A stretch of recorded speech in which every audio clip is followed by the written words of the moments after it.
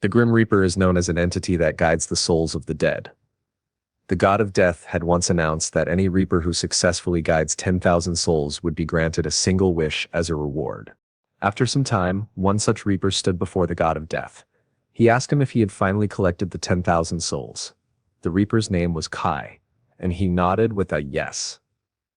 The god of death assured him that he would fulfill his promise and grant him any wish he desired. But Kai's wish, is a shocker, because he requested to quit his job as a Grim Reaper. The god of death was stunned. He explained that quitting being a reaper meant the very reason for his existence would disappear, and his fate would be complete annihilation. But Kai, who was already drowning in extreme exhaustion, calmly replied that such a fate was totally fine by him. On his request, the god of death agreed. And in that moment, Kai's very existence should have completely vanished. But surprise, surprise. Instead, he opened his eyes. He was lying on a bed. A man and a woman were excitedly calling him young Master Seian, overjoyed that he was finally awake. The woman hurriedly said, they must inform the count immediately, while the man checked his condition and asked if he felt any discomfort. Kai looked at Seian's body, white hair, purple eyes, and was completely confused. Wait, didn't I wish for annihilation? Then how on earth am I alive again? To understand what was going on, the scene flashes back 17 years earlier to a dark forest at night. Two armed men cornered a runaway slave mother and her child. One of them said harshly, "If you thought you could escape from us, you're dead wrong." The mother broke down, admitting her fault with tears in her eyes. She explained that her only crime was that she didn't want her child to live the same enslaved life she had endured. She pleaded, "If you want, kill me, but please spare my child." One man coldly said, "Don't worry, we won't kill the child." Then with a cynical smile he added, "Why would we kill him? He's a valuable asset. We'll take him and he'll live the same slavery you did." The mother collapsed, imagining the brutal future awaiting her child. The very child she wanted to give a dignified life. In despair, she prayed with all her might, "God, angel, or even devil, someone, anyone, please save my child." And then, a mysterious man with a majestic presence appeared. He called the mother by her name, Maru. The two soldiers were shocked at his appearance. "Who are you? Who sent you?" they demanded. The man ignored them and politely said he had little time. First he would talk to the lady, then answer them. The soldiers shivered, feeling as if they were standing on the edge of death itself. The mysterious man confidently bypassed the soldiers and walked straight to Maru, who was on her knees, clutching her child. He offered her a deal. He would grant her one wish, but in return he wanted something, her soul. Maru held her child tightly and whispered her final wish into his ear. Hearing it, the man, surrounded by celestial aura, declared, "I understand your desire. The contract is sealed." At that moment, Maru's face relaxed into a peaceful smile. She hugged her child one last time and collapsed lifeless to the ground. The man gently picked up the child in his arms. The soldiers screamed, demanding to know what he was doing. "That child is our property. Put him down and leave immediately," they ordered. But the man, holding the child calmly, replied, "I can't give him to you anymore." The soldiers grew furious. "Then you leave us no choice. You'll have to die." They rushed at him. But before they reached him, they suddenly realized their bodies weren't moving. Frozen in place, horror struck them. The man spoke calmly. "This is the second rule of the Grim Reapers. Anyone who interferes with my work, I have the right to kill." The soldiers panicked. Their own bodies began moving uncontrollably. Terrified, they begged him to stop, but an unseen force compelled them to point their swords at each other, and in moments, they delivered fatal blows, screaming as they fell. The man, still carrying the child, looked back at Maru's lifeless body. From her body, a faint light rose, her soul, ascending to the sky. He muttered, "That's soul number 9999. Then glancing at the child, who stretched his tiny hand toward his face. The man sighed. "What a troublesome wish I've accepted." With that, he left, knowing his time was running short. 16 years later, a young red-haired girl was calling out, "Oh ye, are you home?" From inside, a voice replied, "Yeah, I'm here." The girl's name was Jess, and she entered carrying a basket, complaining, "Kai, why don't you greet me warmly when I come in?" Kai, in his cool tone, replied. Do I look like some old man who can't hear properly? I heard you just fine, even if you call softly, and honestly, greeting you warmly, every single time, is illogical. Especially when you show up several times a day. Jess protested. Anyone else would be happy to see me and welcome me warmly. Kai, unfazed, coldly suggested. Then maybe you should go to them instead. Jess, a bit flustered, said. That's not what I meant. Finally, Jess admitted she just wanted Kai to show her a little more affection. That Kai, he was too busy carving a wooden statue to even look at her, totally ignoring her heartfelt words. Jess plopped herself onto the sofa with a dramatic flop. Kai immediately scolded her. Don't you dare lie down without washing your hands and feet first. Jess groaned.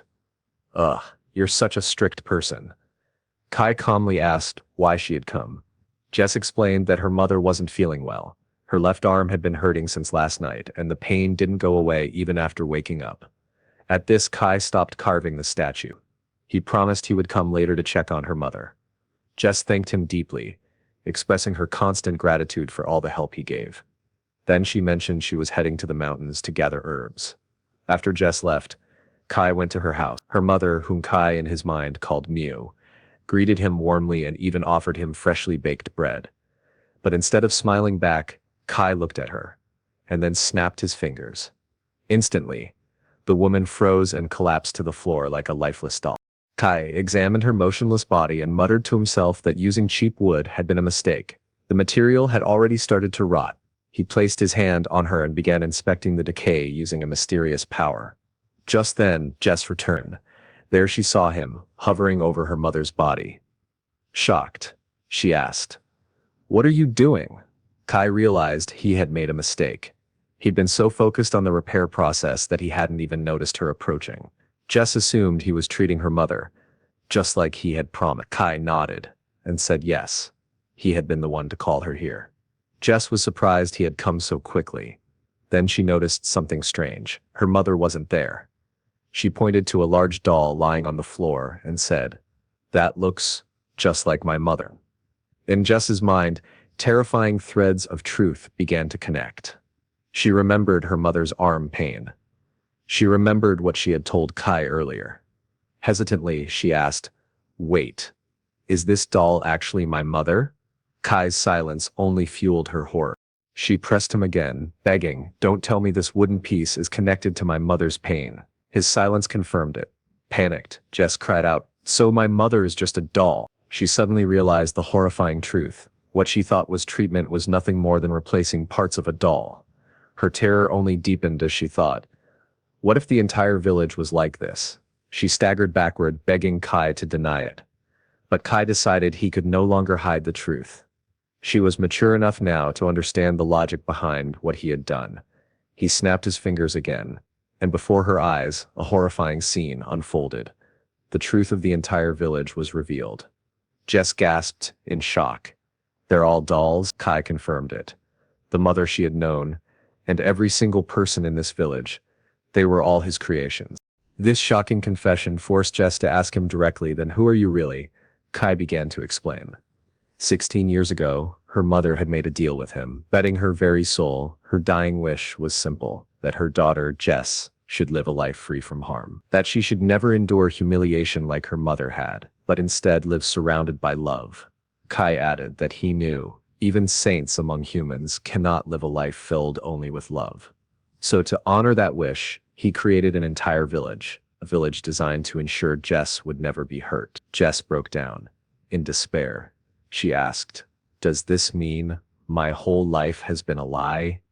She wondered, who could she believe now? Who could she love? Her mother, the villagers, even she herself were nothing but part of a puppet show.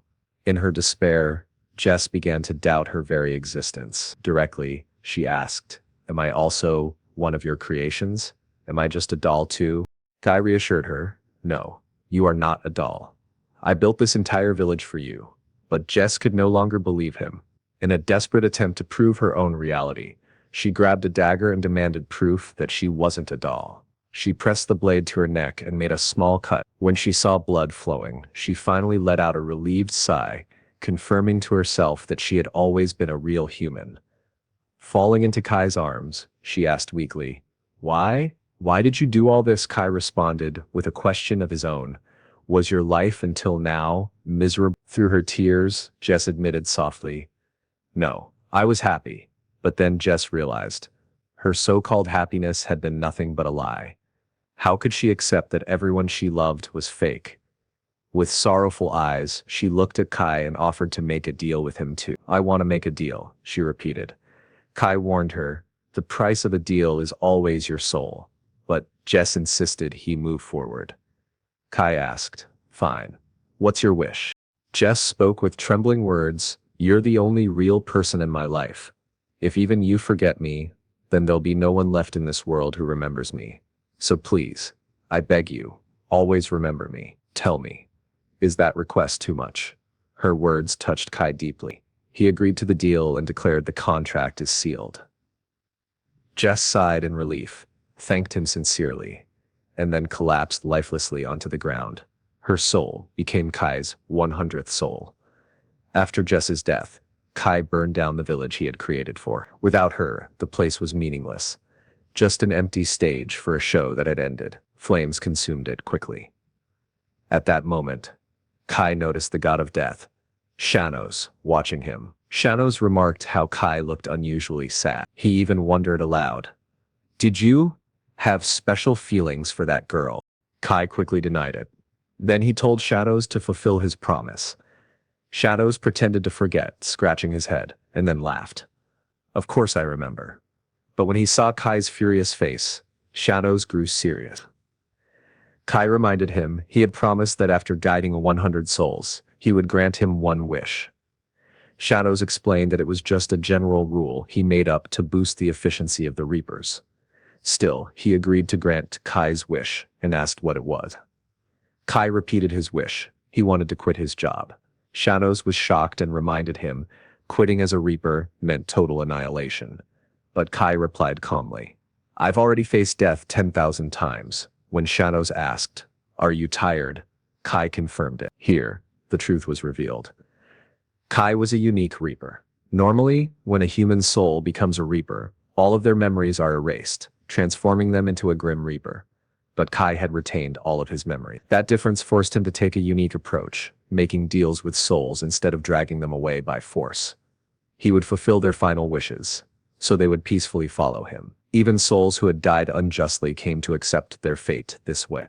But carrying all those human feelings constantly drained him. It hurt him. Unlike other Reapers, Kai grew exhausted much faster. Back in the present, Shainos asked him one last time, "Are you sure? Do you want to reconsider?" Kai stood firm. He insisted on his wish. Shainos finally agreed and said he would grant it. Kai thanked him. Shainos warned, "Don't regret it later." Then with a cryptic smile, he said, "Farewell. See you again." Kai frowned, puzzled. See him again?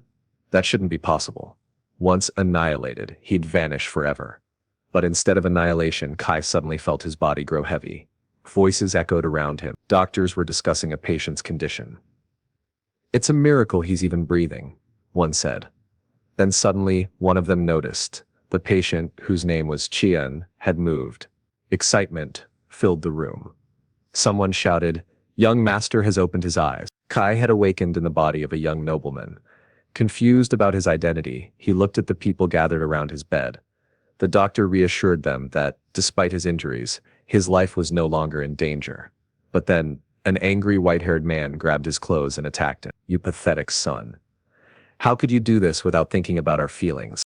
A young man quickly stopped him, saying, "Father, Cien is still sick." But the father raged on, wondering aloud if his son had ever once thought about his family. Inside Cien's body, Kai interrupted the man's furious rant. "Who are you?" he asked coldly. Everyone froze in shock. Kai repeated his question. "Who are you? And why did you suddenly attack me?" The doctor concluded that Cien had suffered memory loss due to a severe head injury.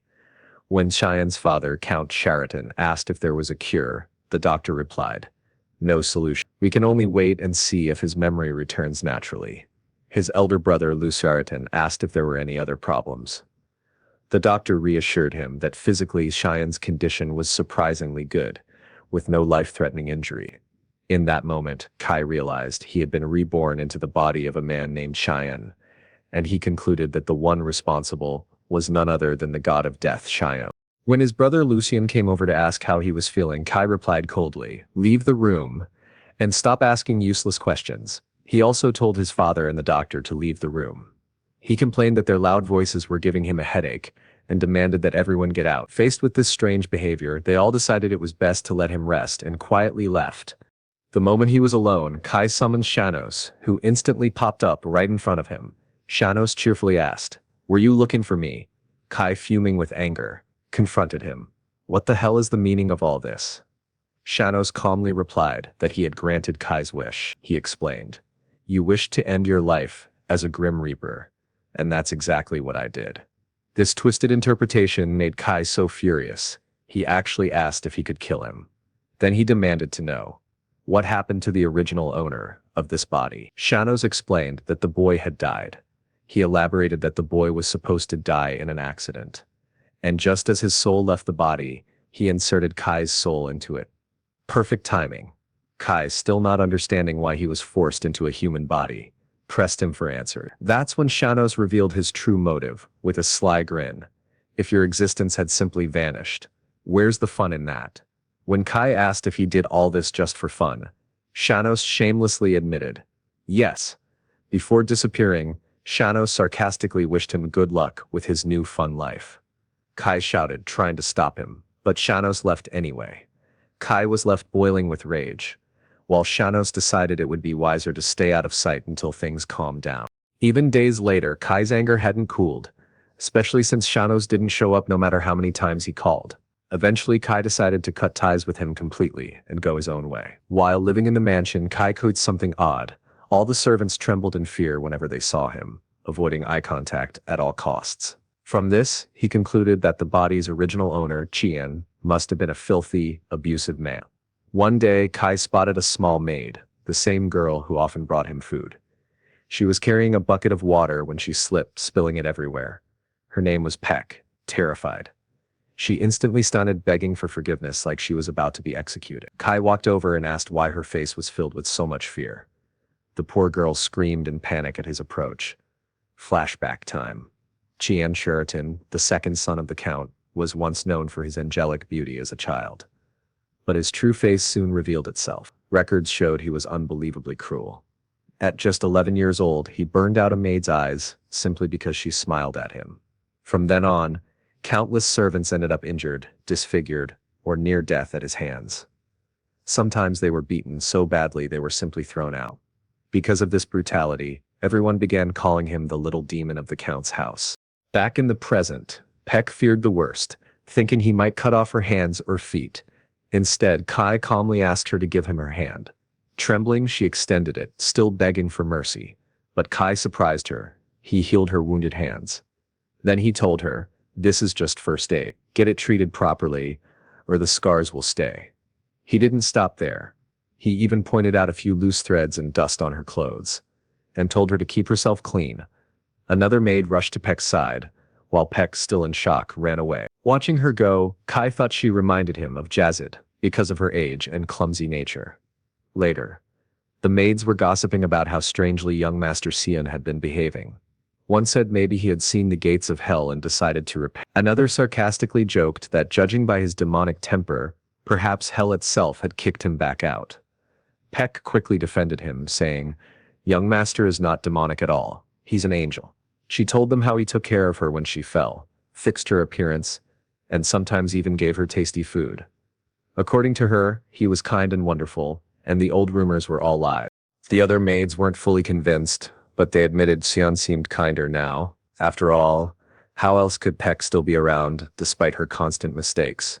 Kai had overheard everything from a distance, which confirmed to him that the old Cien truly was evil. He decided it was best to stay out of sight, as much as possible, otherwise trouble would find him.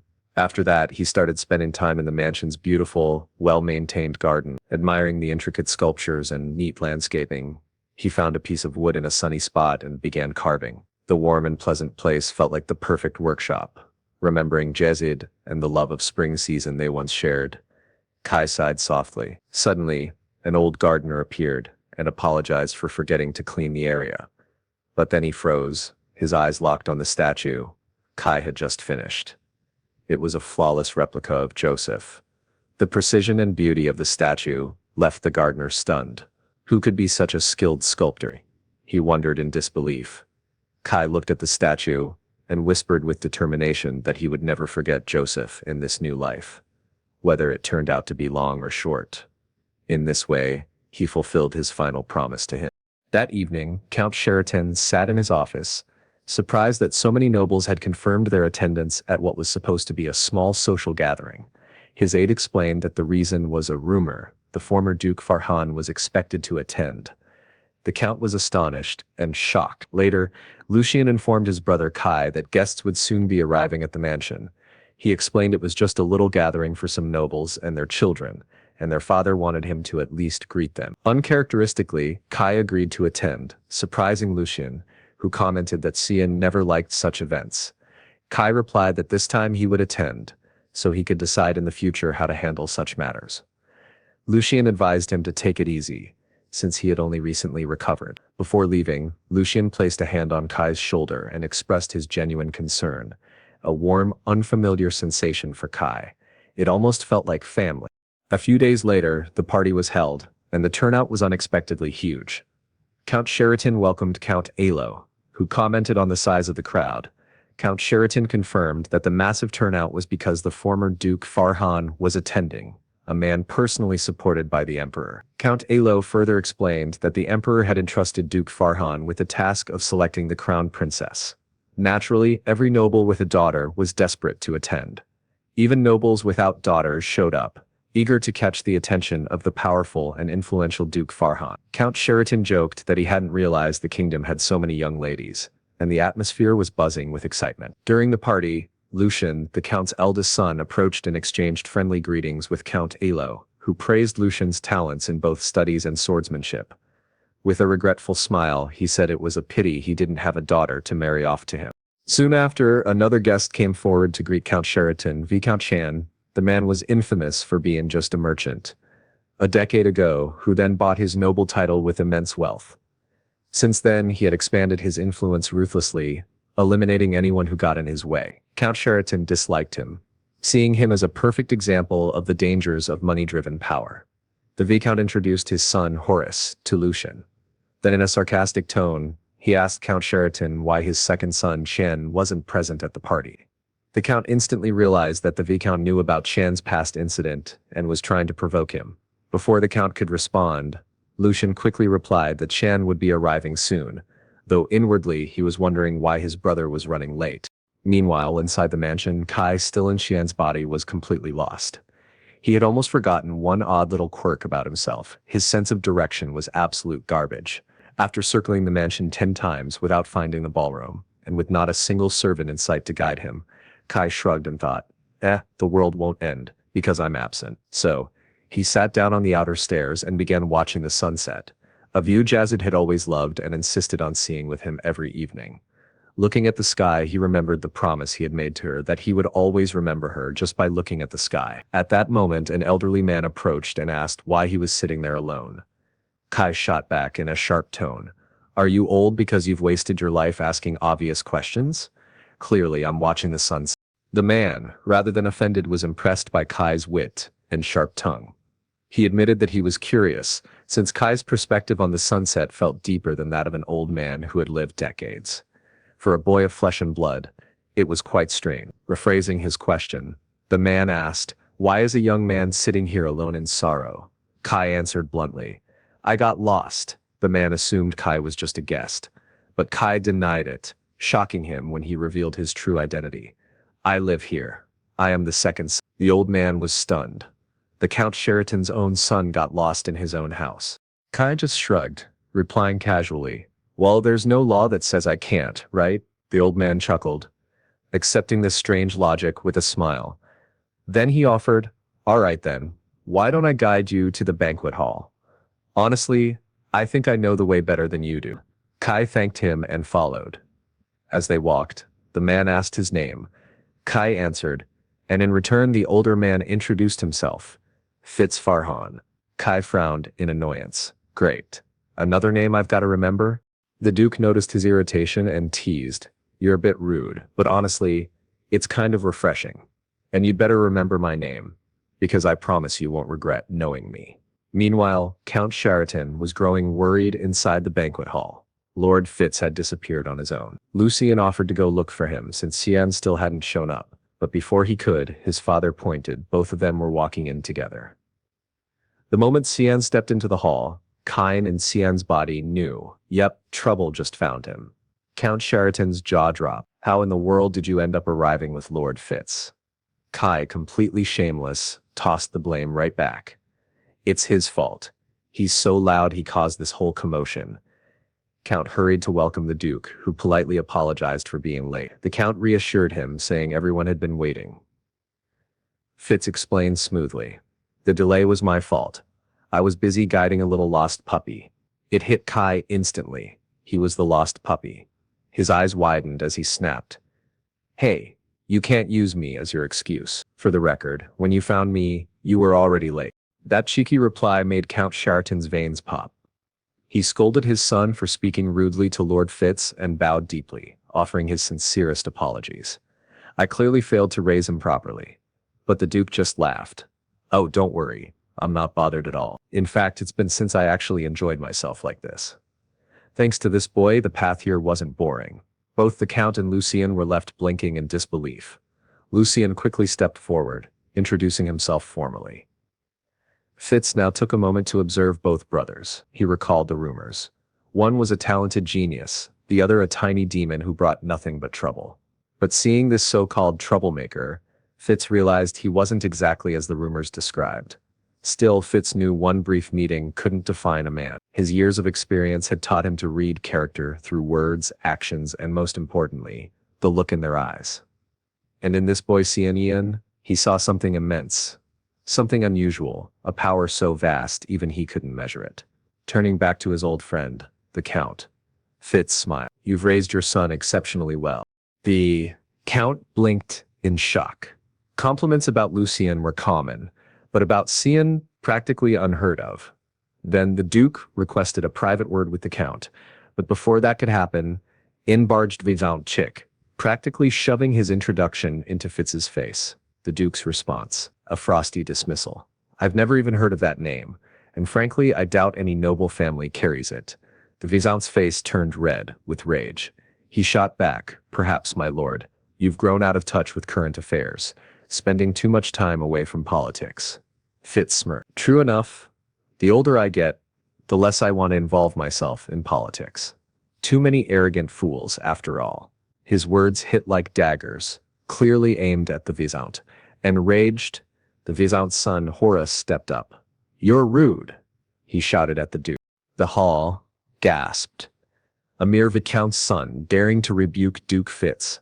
Fitz's smile vanished. His fury radiated as he released just a fraction of his swordmaster aura. The entire hall froze in fear. Even Lucien, with years of training, could barely withstand the crushing pressure. His chest tightened. Sweat trickled down and he realized Duke Fitz was a swordmaster. If someone didn't intervene soon, people would start collapsing. But before Lucien could move, Kai, still in Cien's body, casually stepped forward. Not to fight. Nope, he calmly pointed out, by the way, Duke, you've got some grass and hair stuck on your clothes. Just saying, if you're gonna lecture people on etiquette, maybe check that you look presentable first. And with zero hesitation, Kai began dusting off the Duke's clothes, all while sarcastically wondering to himself, how did he even get so dirty just by sitting on grass? The Duke chuckled. Excessive perfection isn't good. Little flaws make people feel at ease. Kai smirked. Oh, so you're saying filth equals friendliness? That jab made Horace explode with anger. You scoundrel, he shouted at Kai. But before things got out of hand, Fitz asked coolly, tell me, boy, do you really want to go head-to-head with me? Kai leaned back, expression calm as ever. Honestly, no problem. But first, Kai added coolly, the Duke should wash his hands. Count Shureiton nearly fainted from terror at his son's outrageous behavior. Meanwhile, Viscount Cien hastily forced his son Horace to bow and dragged him out of the hall. As they left, Duke Fitz remarked, that Horace boy glared at you with a murderous look. Kai smirked. Or maybe your eyesight's going bad, old man. Count and Lucian were left utterly stunned. The Count whispered, Cien seems completely different.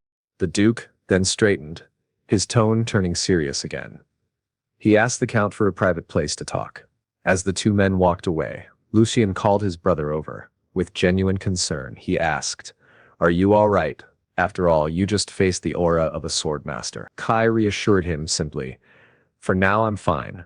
That plain reply deeply moved Lucian. His chest swelled with joy because, for the first time in ages, his younger brother had spoken to him normally, without hatred or disdain. Memories flooded back. Cien was his most precious treasure, the last gift from their mother. As children, Lucian had always wanted to be close to him. But Cien's inferiority complex had twisted his personality, and the hatred in his eyes had grown year by year. Eventually, Lucian stopped trying. But now, for the first time in so long, he felt comfortable beside his brother. The warmth almost made him grateful for Cien's memory loss. So when Kai, in Cien's body, announced that he was going back to his room, Lucian's heart sank. Is he avoiding me again? Was this fragile hope just an illusion? But then Kai stopped. He grabbed Lucian's wrist, apologized, and admitted sheepishly, I don't actually know the way to my room. Could you accompany me? Just this once? It was the very first time his brother had asked him for anything. Lucian's heart soared. Of course, he agreed instantly, overflowing with joy. Meanwhile, in a private room, Duke Fitz finally revealed the real reason for his visit. He had come to choose someone to stay at the Crown Prince's side. The Count's mind jumped immediately. You mean the Crown Princess? The Duke shook his head. No, not a wife. A friend. He explained that Prince Ed was one of the strongest candidates to inherit the throne. He had everything skills in swordsmanship, brilliant academic ability, but one glaring flaw, his fiery temper. He couldn't control his rage, lashing out even to the point of killing someone for careless words. That, said Fitz, is why I advised His Majesty to let the prince have a companion, someone who could calm him down, especially since he refuses to form personal bonds on his own. At last, Count Shureiton understood why the Duke was here. Fitz admitted that at first he thought Lucian, with his calm and steady personality, would be perfect. But soon he realized it was the wrong choice. With Lucian's ice-cold personality and the prince's fiery temper, the Duke explained, the two would clash instead of balance each other. One of them might get seriously hurt. The Count agreed. Everyone knew Lucian would never back down from his principles, even with a sword at his throat. That made the pairing dangerous indeed. So Fitz continued, I have chosen someone else, another of your sons. The Count froze in horror. You don't mean? The Duke nodded. Yes, Cien. The Count immediately refused. Flat out, no hesitation. Impossible. Cien is unstable, filled with flaws. A single mistake from him could endanger the entire family. Desperate to persuade the Duke, the Count even revealed a dangerous secret. Cien recently had an accident. He lost his memory. He suffers from amnesia. The revelation shocked Fitz.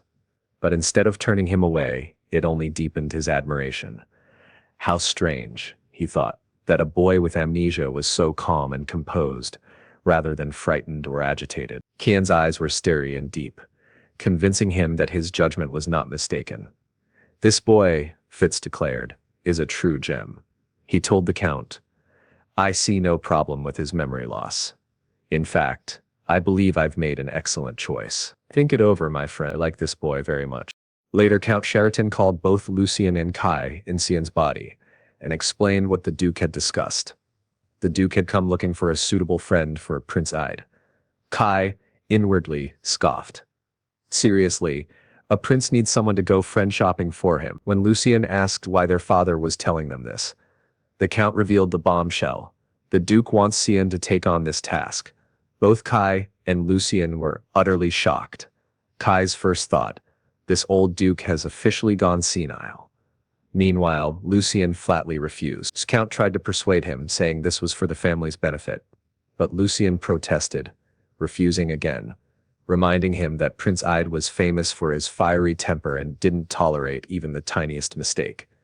So how on earth can you send an amnesia boy to him? Lucien argued. The Count admitted that at first he himself was hesitant, but after thinking it through, he changed his mind, believing the Duke surely had his reasons for choosing Cien.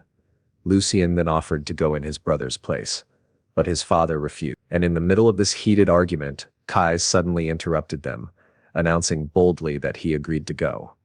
His father was shocked. "Wait, you're serious?" he asked.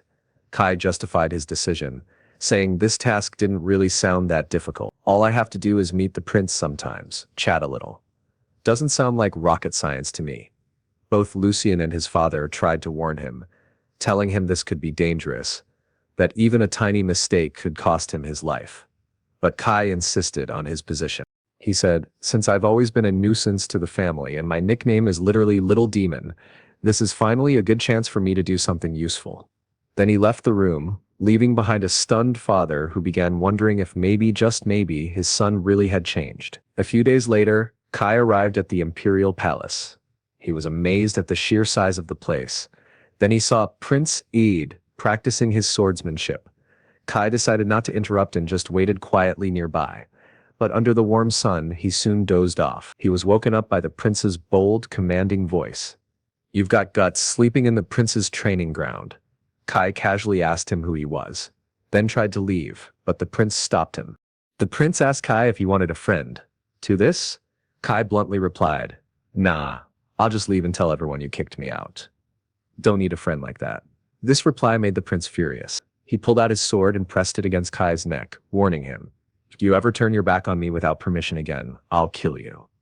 But Kai stayed unfazed by the threat. Calmly, he told the prince to let go of his arm because he didn't want to touch sweaty hands. The prince narrowed his eyes. "Are you daring to give me orders?" Kai answered, "It's just a request, not an order." The prince was surprised by this boy's total lack of fear of death. He asked again, "Who are you?" Kai introduced himself. Count Shureiton. The prince remembered that the Shureiton family was known for their integrity and spotless reputation. He asked why Kai was there, and Kai explained that some old man sent him. The prince immediately realized he was talking about Duke Fitz. Then Kai bluntly told the prince that the Duke had sent him to be his friend, but added that he honestly didn't think the prince needed any friend, so he was about to leave. Again, the prince stopped him, reminding him of his earlier threat. Kai calmly asked, "So are you actually planning to kill me?" The prince noticed how lightly Kai took the idea of death. Finally, the prince decided he didn't need a friend, but since sending back someone Duke Fitz had chosen would be improper, he ordered Kai to follow him. He led Kai to the library. Kai didn't object about the books. In fact, he found the place comfortable, since he wasn't here on some stiff, official visit. The prince was surprised when Kai sat far away from him and simply started reading a book. In reality, the prince was observing him, expecting the boy to act like the other noble sons, flattering him to win his favor. He thought, maybe this disregard was just a strategy to grab his attention. But 3 full hours passed, and Kai didn't lift his eyes from his book even once, as if he had completely forgotten the prince's existence. The prince was insulted. This was the first time anyone had shown him such total disregard, so he decided to test him, to see how long Kai could sit in silence. Thus began a silent battle of wills between the two. After a while, the prince stuck his foot out, causing a servant carrying tea to trip and almost fall. But before the tray could crash to the ground, Kai used a mysterious invisible power to stop him, restoring his balance without anyone noticing. The prince was shocked at what he saw.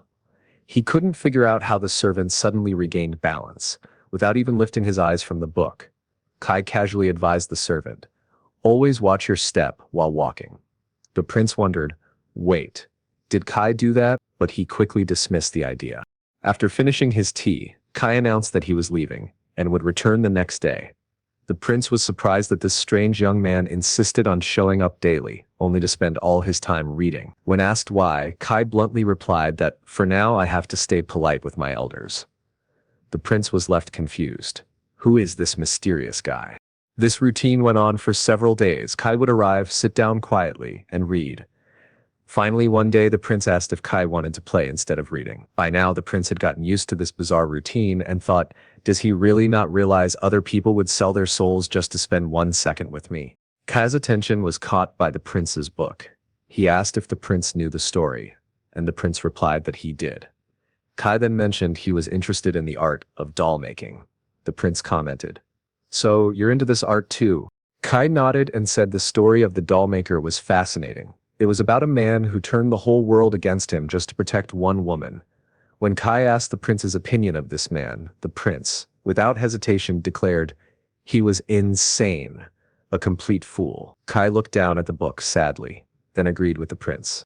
Their conversation was suddenly interrupted by a young girl with light green hair calling out, "Ian, my brother." The prince warmly greeted her. She was his one and only sister, Princess Rani. She explained she had only come to check on her brother, but then her eyes fell on Kai. "Who is this?" she asked. But he introduced himself politely. "I am Cien, son of Count Shureiton."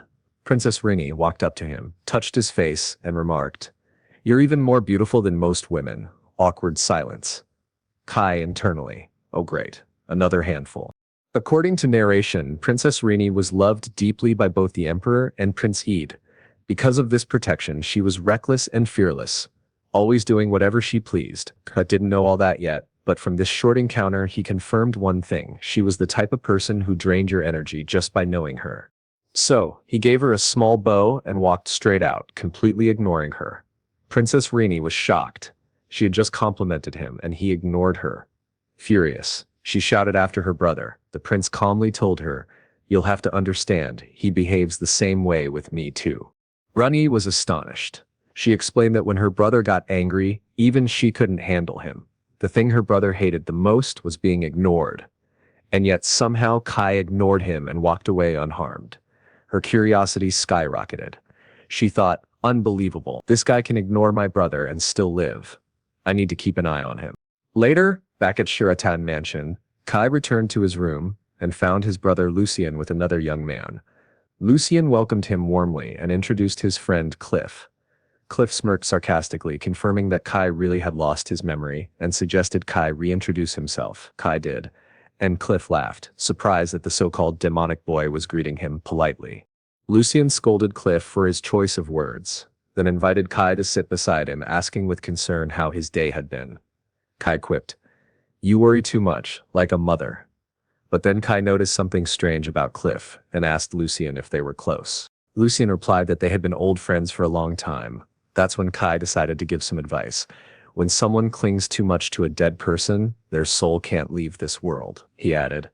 If they died unjustly, their soul will stay stuck near the ones they trusted most, like they're waiting for their grievances to be resolved. Cliff was shaken. He asked if Kai was talking about that child. Kai shrugged. "I don't know which child, but I'm sure someone close to you died in a very unfair way." At that moment, Kai felt something cold, emotionless, like the presence of a Grim Reaper. Panicked, Cliff asked how Kai knew someone had died and whether he had investigated it, which was strange, since Kai didn't even remember his own name. Cliff reframed his question, "How do you know there's a dead person near me?" Kai realized he had stepped into something dangerous. Quickly, he made up an excuse, saying, "Ever since my recent accident, I've been able to see dead souls." Lucien immediately showed concern. Kai explained that when he first saw Cliff, he noticed a soul lingering around him. Shocked, Cliff asked if Kai had seen Justin's form. Kai denied it, explaining that he only saw a mass of light when it came to souls. No way to tell if it was male or female. Then he added a terrifying truth. "I can also see the Grim Reaper waiting to take that soul." Cliff refused to believe Kai's ridiculous story. Kai calmly replied, "Believe it or not, that's up to you. But here's one last thing. When a soul refuses to follow the Grim Reaper, eventually, it fails. That's why the best solution for an unjustly dead soul is to resolve its lingering regret, so it can depart peacefully." At this point, very worried, Lucien asked his friend Cliff what was going on. Reminding him that Justin was his younger cousin, Cliff confirmed and began telling his story. A few months ago, his uncle Count Devlin suddenly collapsed with chest pains and never fully recovered. As a result, his eldest son Justin was chosen as heir to the title. But 1 month ago, Justin suddenly disappeared. The family assumed he had run away from the pressure of responsibility, especially after they received a letter from him confessing he lacked confidence to lead the family. After Justin's disappearance, Cliff's cousin Pelisson, born from his uncle's second marriage, became the center of attention and support. But Cliff refused to believe it. The Justin he knew would never abandon his duties. He was certain Justin would return someday. Now, hearing Kai's words, he was terrified his cousin might already be dead. Kai commented that, from his perspective, the story seemed clear. Cliff asked if Kai suspected his aunt, Count Devlin's wife. Kai pointed out this was a very common scenario, an eldest son with succession rights and a half-brother waiting in the wings. But Cliff passionately defended his aunt, insisting she wasn't like that. She had always treated Justin as her real son, so much so that Justin praised her every time they met. After hearing the story, Kai decided not to get directly involved.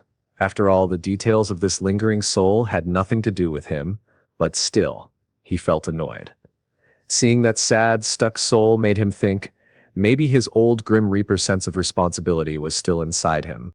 So, he sighed and told Cliff. In my opinion, the answer's already clear, but there's a test we can do. We'll need a little help from Count Devlin. Scene shift. Honorata secretly slips away to her destination. Scene shift again. She meets Shainos in a hidden place. She asks if the piece is ready yet. He replies that it is now complete. He welcomes her and takes her into a dark room where he reveals the piece she requested, a doll, identical to her son Justin. The mother is moved to tears when the doll calls her mom. She whispers, "It's perfect." Kay tells her he's glad she's satisfied, and reminds her the payment will come later, once she personally collects it. She agrees. Then, the doll Justin comes to her, and she embraces it. Shainos reminds Lady Arata about their promised payment, then leaves. Kai appears behind him, thanking him for his help. Shainos cheerfully replies that he's always ready to help because it's fun. But Kai coldly comments that Shainos must have way too much free time. Chikota points out that Shainos had been ignoring his repeated calls, but the moment Kai promised to stop being angry in exchange for help with this task, Shainos showed up immediately. Shainos praised Kai's amazing doll-making skills. Kai explained that the credit belonged to Shainos because he hadn't erased his memories before entering this body. Shainos reminded him, "You're the one who told me not to erase them." He then asked if Kai regretted it, offering to erase them right now. But Kai refused, saying that remembering what happened was a self-imposed punishment for being a pathetic fool. Shainos mocked him for holding a grudge. Kai shot back that he had chosen annihilation to stop doing pathetic things, but someone had insisted on bringing him back to life. Now who was that? When Shainos jokingly threatened to show him the meaning of a real grudge, Kai abruptly changed the subject, remarking how beautiful the weather was, even though it was raining. Kai thought to himself that he really should cut ties with Shainos completely. Meanwhile, back at Devlin Mansion, the servants and Lady Anna gave the returning Justin, who was actually a doll, an extremely warm and emotional welcome. As she hugged him tightly, she asked where he had been all this time. She expressed her gratitude for his return, while the servants praised her as a loving mother who cherished Justin as if he were her own biological son. In another room, Lady Arata thought dark, evil thoughts about Count Devlin's will. She vowed that she would not give up. Back at the Imperial Palace, Princess Rini asked her brother Prince Ait if Cien had come today as well. The prince teased her, asking if she missed him. Angrily, she vehemently denied it. The prince noticed that his sister, who always acted so formal in front of others, turned back into her normal girlish self whenever Cien was around. Rini then accused her brother of being the one actually waiting for Cien, since he wasn't the type to visit the library every day. The prince denied it, but admitted he was curious why someone who came daily suddenly stopped coming. Then Rini asked if he had heard the news. She revealed, "Cien has lost his memory." The prince was shocked by this news. Rini explained that she had done a bit of investigating after Cien acted all arrogant with her, and she discovered that he had recently met with an accident and lost his memory. The servants at the Shureiton mansion even confirmed this. The prince was bewildered, wondering, how on earth can someone with amnesia still act so calm and composed? When he asked his sister for the accident details, she just smiled slyly and replied, "Oh, are you curious now?" Princess Rini kept teasing her brother Prince Ait, saying if he was really curious about Cien's accident, he should go investigate himself, and as punishment, she wouldn't tell him a thing. Then, with a huff of frustration, she left him boiling in anger and confusion. Meanwhile, at Shureiton Mansion, Cliff came running to Kai, totally out of breath and shouting excitedly, "Justin is really back, just like you said." Cliff himself couldn't believe it, thinking, how is this even possible? But Kai, calmly reading his book, reminded him, "Didn't I already warn you not to ask questions?"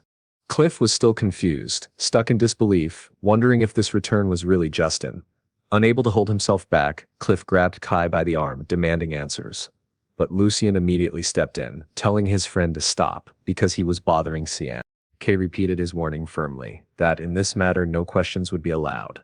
Afterward, Cliff explained the plan Kai had devised, convinced Count Devlin to write a will stating that all family assets would go to Justin. But if Justin didn't show up, everything would revert back to the state. At first, Count Devlin had refused to write such a will, but Cliff persuaded him by saying it was only a strategy to locate Justin. Kai's prediction was clear. If the aunt is guilty, Justin will come back. But it won't really be him. It'll be someone else pretending. Lucy admitted that when she saw Justin really walk back into the house, she was confused and couldn't process how to accept it. Cliff was still struggling with the whole situation, but Kai told him not to overthink it. Just focus on the final result, he explained. He laid it out. Their main goal wasn't about who the fake Justin was, but to uncover how the soul stuck with Cliff had died, who killed him, and to ensure he could finally be guided to the Grim Reaper in peace. Cliff thought about that goal and realized, yeah, what really matters isn't who the lookalike Justin is, but who killed the real Justin. Before leaving, Cliff got another warning from Kai. Don't touch my body with your unwashed hands, or you'll regret it. Cliff laughed nervously, realizing Cien's personality had definitely changed. He didn't glare at them with hateful eyes anymore. Now his vibe was a whole new level of detestable. Scene shift. And I rose quietly observing the Justin doll, admiring how precise and lifelike its movements were. She remembered how devastated she felt when the will was announced. Her entire plan had collapsed. But then someone had approached her in secret. That man was the doll maker, Shainos, who told her he could create a living doll identical to her desired image. At first, she thought the idea was ridiculous. But since she had no choice, she accepted. She was stunned by the result. A doll so perfect it was indistinguishable from a real human. When no one was watching, that doll even called her mom. Lady Io harshly grabbed its chin and in a cold tone told it never to call her that when they were alone, because it disgusted her. That's when her true murderous side showed. The doll, however, seemed possessed by the real Justin's soul. With tears streaming down its face, it asked, "Mom, why did you do this to me?" Lady Io was horrified. How can a doll cry? When Justin reached out to touch her, she screamed in terror, backed away, and ran out of the room in panic. She made up her mind. She had to confront the man who made this doll. She rushed to Shainos' secret workshop, frantically telling him something was wrong. The doll was crying and glaring at her with hateful eyes. Shainos calmly replied, "That happens sometimes," and explained that souls who don't realize they're dead sometimes wander into dolls that resemble them. Lady O was horrified, realizing Justin's soul really had returned to haunt her. Shainos told her there was a way to conceal the soul, make it realize the doll was not its real body, and that it was truly dead. And the only way to achieve that was to find Justin's original corpse and burn it. Lady A grew tense, knowing this meant exhuming Justin's body. Following Shainos' instructions, she sent her men to search for it. When they finally found the body, she demanded to see it quickly, insisting there was no time to waste. But the men were shocked. The corpse had not decomposed at all. It looked as if Justin were still alive.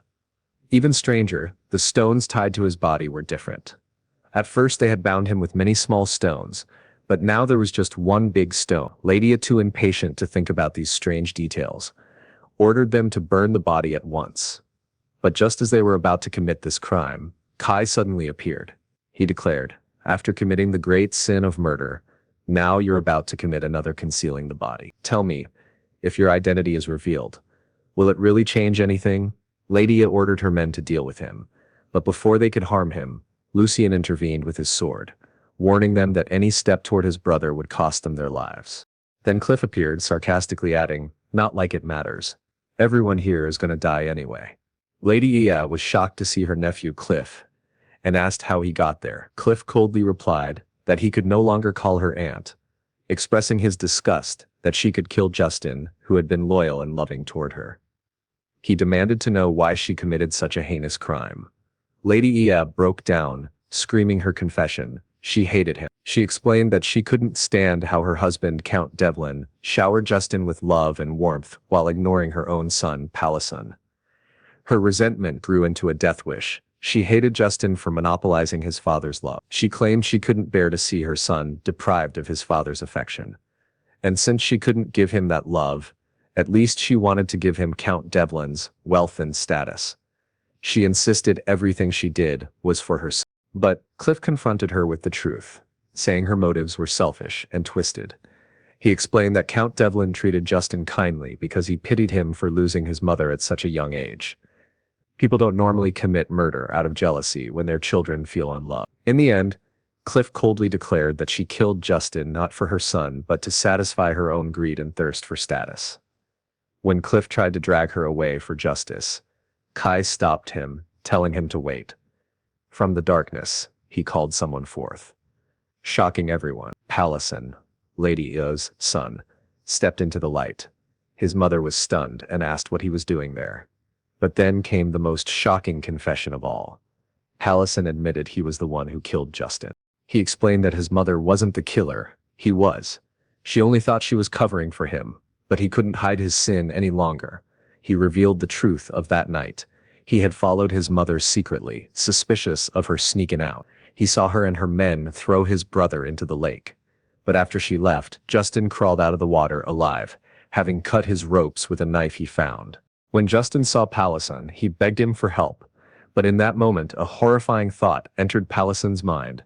If Justin goes back alive, my mother will be ruined, and so will my future. In a panic of fear and hesitation, without thinking, Palison snatched the knife from Justin's hands and stabbed him. Then he tied the body with stones again and threw him back into the lake. Screaming in despair, Palison collapsed, confessing, "I am the real killer." After his confession, his mother, Lady Ia, desperately tried to protect him, insisting that she was the murderer. But when she saw that Palison kept on confessing his guilt again and again, her despair twisted into a bloody decision. She decided, who cares who the killer is? Forget all that. Let's just wipe everybody out so nobody ever finds out anything. Yeah, not exactly the healthiest coping mechanism. So she summoned her hidden men to finish everyone off. But surprise, her goons didn't show up. Instead, standing there were Prince Ed and his soldiers. The lady was absolutely shocked. The prince declared in that classic royal voice that murder and attempted murder are both serious crimes, and ordered his men to arrest them on the spot. Lady A and Palison screamed as they were dragged away, while Lucien looked at their miserable end with about as much sympathy as a cat watching a bug drown in milk. Afterwards, Kai turned to the prince and asked why he was there. The prince casually replied, "Oh, nothing much. I was just passing by. Saw the whole thing. Yeah, sure, buddy. Just passing by a murder scene with a full army. Very casual." Meanwhile, Cliff was still staring at Justin's doll, bewildered. He asked Kai if Justin's soul really wasn't inside that doll, and Kai confirmed it. Then Kai revealed the shocking truth. Everything Shainos had told the Countess was a lie. From the beginning, Kai had only created the doll so it could cry. Basically a tear-jerking prop. The whole plan was just a trick to make the Countess dig up Justin's body. And right at that moment, Justin himself appeared before Cliff. Cliff, heartbroken, said, "Now I'm convinced it was only a doll. Because the real Justin always smiled at me. But this one he's not smiling." He apologized to Justin, admitting that if he had been smarter, he might have noticed the family conflict sooner and prevented Justin's death. Justin hugged him and said thank you. Hearing his last words moved Cliff deeply. Justin's soul had risked annihilation just to briefly appear in that doll and say thank you. Then finally, in peace, his soul drifted skyward. Kai breathed a sigh of relief. Justin had at last found peace. Later, Lady Ir and Palison were sentenced to death. When Lady Ir stood on the execution platform, Shainos suddenly appeared before her. He declared he had come to claim the price for the piece he had crafted for her. In her final moments, Lady Ir realized this doll maker was no ordinary man. Making a living doll was something utterly supernatural. She screamed that she had lost everything and had nothing left for him to take. But Shainos revealed the real price. He explained that people who commit evil don't follow the god of death easily, so their souls are taken by force as payment. Hearing this, Lady Ir was thrown into absolute terror. As his chilling words about the god of death sank in, Shainos captured her soul and left. Later, Kai went to the imperial palace to thank Prince Aid for helping in Justin's case. The prince received him arrogantly, of course, commenting that Kai had taken forever to act against the enemy. Then he directly asked him what was the truth of what he saw that day. He ordered Kai to answer. Kai explained that the Justin who came back was only a doll.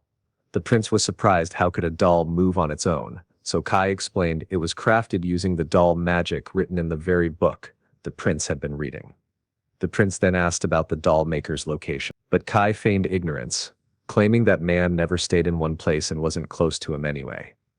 The prince expressed his regret, noting how most people thought poorly of doll magicians, but he thought differently. He mentioned an old story where a single doll magician annihilated an entire army and how such stories fueled his fascination and desire to recruit a magician if one ever appeared nearby.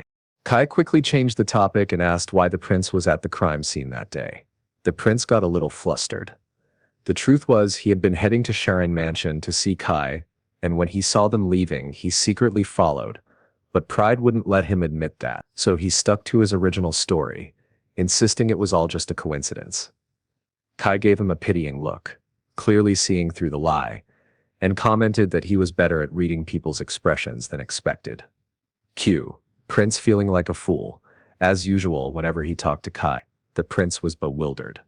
He couldn't understand why Kai chose to act the way he did despite his strange personality. Then he asked about Kai's memory loss. Was he sure he remembered nothing of the incident? When Kai confirmed, the prince asked if he wasn't curious at all about what had happened. Before Kai could answer, he cut him off, saying he didn't want to hear it. At that moment, Princess Rini appeared and offered to tell the truth herself. Kai realized there was no escape from hearing the story now. And then came the shocking revelation. Princess Rini told him that he had jumped from the building of his own will. Kai was stunned by this revelation.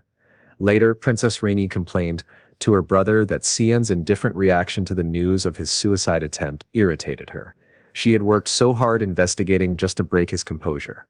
The prince told her she was acting childish, annoying exactly the person whose attention she wanted. The princess angrily denied it, but pointed out that even he paid an awful lot of attention to Cien. The prince secretly admitted, though he hated to, that yes, he was interested in this mysterious young man. The two siblings continued their conversation about Cien. The prince admitted one thing disturbed him. Cien didn't seem like the type who would attempt suicide. He said that even if someone lost their memory, their basic nature wouldn't change. Cien seemed more like the type to face problems head-on, not run away by ending his life. Rini agreed. The prince recalled Cien's angry expression on the day of the incident at the Devlin mansion and wondered, just what was that anger about? Meanwhile, Kai was brooding over his own predicament. Shainos was furious with him for getting stuck in the body of a man loaded with problems. At first, Kai had decided to ignore the original Cien's suicide attempt. But now, he worried that whatever drove Cien to despair might still exist, and might affect him too. So he decided he needed to at least understand the circumstances of the incident. Kai went to his father, Count Shureiton, and directly asked why Cien had jumped. The count was surprised his son even knew about it. But Kai coldly replied that the point wasn't how he knew, but why it had happened. Kai said he guessed Cien was a man full of resentment toward the world. Then he asked a second question. After the incident, where did he recover? Was it here in the house? The count said no. He revealed that the incident had happened at the academy. Kai began analyzing this new info. At first he had thought Cien's inferiority complex and resentment toward his brother Lucien were the reason for the attempt. But since it happened at the academy, not at home, that suggested there was another reason. Later, while walking in the garden, Kai heard the sound of carving. He saw the same old gardener he had met before. Kai noticed the gardener looked exhausted, and soon he nearly collapsed from fatigue. Kai rushed to help him, surprising the old man that young Master Cien was supporting him. Kai advised him to rest in the shed, explaining the summer heat and work had made him weak. When Kai disappeared briefly, the gardener wondered where he had gone. But then Kai returned, carrying a basin of water. He explained how important it was to stay hydrated in summer, and the gardener felt grateful, never imagining the young master himself would one day bring him water. When Kai suggested he take the rest of the day off, the gardener hesitated. He said the lady would be returning soon. Kai assumed the lady he meant must be the Countess of Seian Mansion, the one he had never yet seen. The gardener explained that the lady took great interest in the garden and always wanted it to look different and new. That's why he had to finish a new design before she returned, leaving no time to rest. Then in a hurry, he assured Kai he meant no offense against the lady. She was a refined person. The problem, he said, was only his own shortcomings. Kai thought to himself that gardens naturally changed with the seasons. Only an odd personality would want artificial, showy changes all the time. From this, he concluded that even though he hadn't met her, he could already guess her type of personality. using her subordinates to exhaustion for her own vanity. Just then, a maid came running, breathless, urgently calling him. She told him he had to return immediately, because the lady had arrived. And indeed, the lady arrived, a countess, with long, dark blue hair. Her eldest son Lucien greeted her. She exchanged superficial words of praise, saying he looked healthy thanks to his excellence. Then, indirectly hinting that she wondered where such qualities came from, only to answer her own questions smugly. Obviously, he had inherited them from her. This of course made Lucien uncomfortable, as it always did. Then the countess began talking about Cien, expressing concern over his accident. And just then Kai appeared. She ran straight to him, took his hands, and with extreme worry said she had wished she could have been with him during his illness. Kai noticed her facial expressions changing from second to second, like she was auditioning for a role in World's Fastest Mood Swings. The countess scolded him for not greeting her properly and asked if he had forgotten her too because of his amnesia. Then she started blaming him again, saying he chose to jump from the building, threw everyone into worry, and dared to toss aside the life she had given him. Lucien tried to stop her, but she ignored him and continued her psychological attack. She revealed to Kai that his real mother had died giving birth to him. Kai was shocked by this information, while Lucien desperately tried to convince him not to listen. The countess put on fake surprise and asked if he had forgotten that too. Then she harshly berated him for forgetting the mother who endured pain to bring him into the world and died because of it. Lucien understood immediately. This was her constant torture method. Her seemingly kind words always carried poisonous thorns, cornering and tormenting Cien throughout his life. The countess continued her attack, saying now she understood why he chose to die, and that since he had killed his mother, he should live even more to compensate for her life. Lucien grabbed his brother's hand and warned him not to be deceived by his stepmother's words, assuring him that the current Cien was different. At that moment, Kai finally understood everything, why the original Cien's life had been so miserable. The problem wasn't Lucien. It was the woman who kept reopening his wounds and reminding him of them. For the first time, Kai confronted his stepmother. He assured her that his biological mother's death was not his fault. The countess was shocked by his reply. Kai continued, explaining that death is a fate decided by the god of death, and humans can't be blamed for it. He declared he was fully aware his mother did not die because of him, so there was no need to keep repeating this lie. The countess was enraged. She wasn't used to this kind of answer. In the past, whenever she spoke like this, Cien would break down in pain and run away crying. Changing her tactic, she faked happiness and said his deceased mother would be glad to hear her son think that way, and wouldn't regret dying. Kai agreed with her. Then, out of nowhere, he asked an awkward question. If she had to choose between her own life and her son's, which would she choose? Flustered, she replied, "Of course I'd choose my son." To this, Kai answered that his real mother would have done the same. The countess realized that Cien was no longer the fragile boy she once knew, and that his memory loss had completely changed his personality. At that moment, Lucien burst into laughter. When his mother asked why, he apologized and explained that what Cien had said was exactly what he had always wanted to hear from him, and his laugh came from extreme happiness. This only made the countess angrier. She scolded Lucien, accused both brothers of mocking her, and threatened to tell their father everything. Seeing her reputation faltering in front of the servants, she announced she was tired and would withdraw to her room, but secretly vowed to take revenge on Cien. After she left, Kai commented that he hadn't said anything funny, but Lucien reassured him he was happy, and that day was the happiest of his life. Later, during a meeting with his father, Kai announced that he had decided to return to the academy. Hey everyone, did you enjoy this video? Do you want to see the next part? If yes, make sure to subscribe if you're new, hit the like button, and drop a comment saying next part. If we get 4 comments, yep, only 4, I'll release the next video within 12 hours. Right, take care, and bye. Bye.